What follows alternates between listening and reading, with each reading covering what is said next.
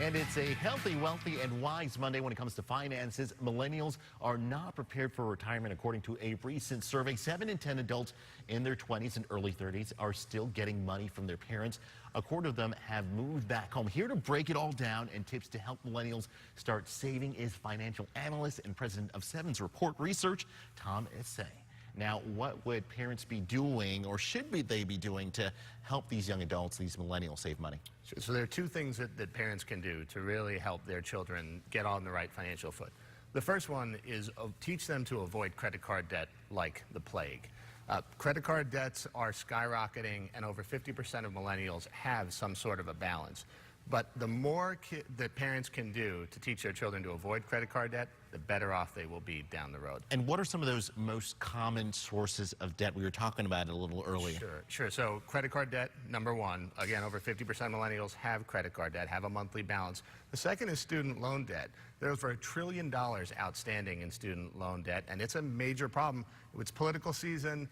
Everybody is talking about the student debt loan crisis, and it's a legitimate problem. And one question, Tom, that I had is, what's the big difference between this inequitable debt between the millennial generation and the baby boomer generation? Sure. So baby boomers were known as savers. Millennials are what we call experiential spenders. So a lot of millennials, instead of saving for the down payment on a house, they would rather go and take a 2-month vacation to Asia and have that experience. And at the end of the day, they come back, they don't have the money, they don't have the house, and sometimes they have credit card debt. Yeah.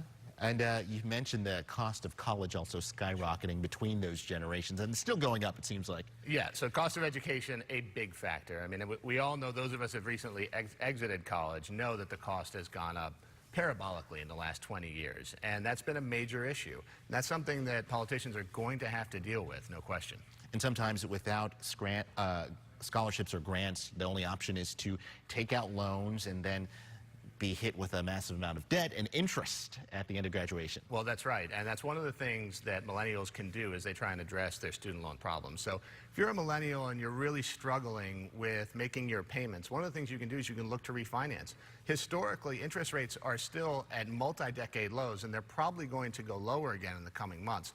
So call several financial institutions. SoFi Financial is one that can potentially refinance that rate lower and lower your monthly payment. And tell us about the Seven's Report project. Sure. So Seven's Report is a financial research firm. What we do is we provide macroeconomic research for financial advisors and sophisticated investors. We try and break down complex economic topics, make it a little bit easier to invest.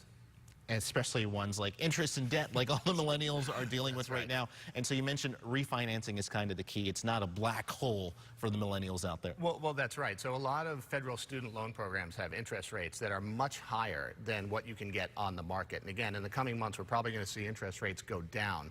So call different banks, shop your rate around, and see if they can lower that payment and give you a break every month. What about credit cards? Because I know a lot of millennials have a lot of those. Yes, they do. If there is one thing that I could say to my kids and to every young adult as they go out into the world, pay off your credit card every month in full. And if you can't do that, don't make the purchase, because credit card debts are so high. It's like once you get behind the 8 ball, it's really difficult to get out in front of it again. All right. Well, thank you so much, Tom. Taking a lot of notes there. But right now, we're going to go ahead and take a look at weather with Katia. Okay, thank you.